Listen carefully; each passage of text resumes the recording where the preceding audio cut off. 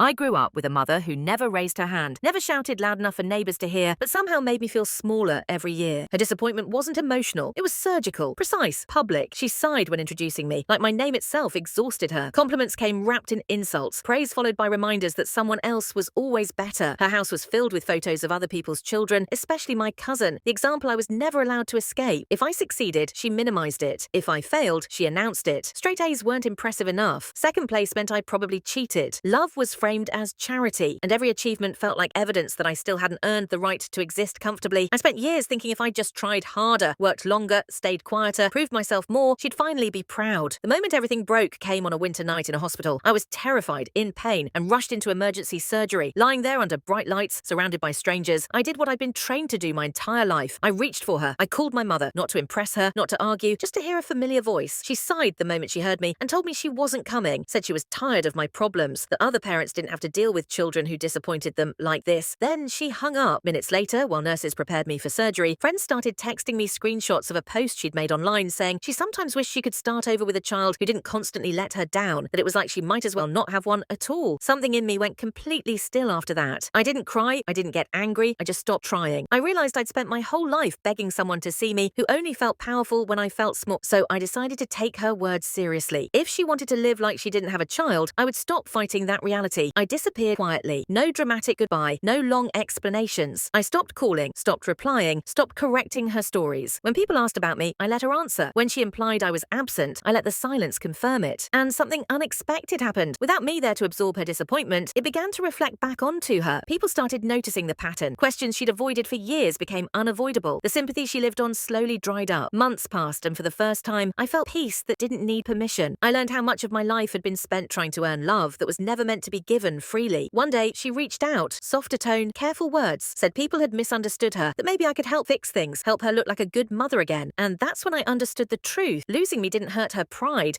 it exposed it. I didn't respond with anger, I didn't respond at all. Because the most powerful way to deal with someone who wishes you would disappear isn't revenge. It's choosing yourself so completely that their disappointment no longer defines you. Subscribe for Silent Reads.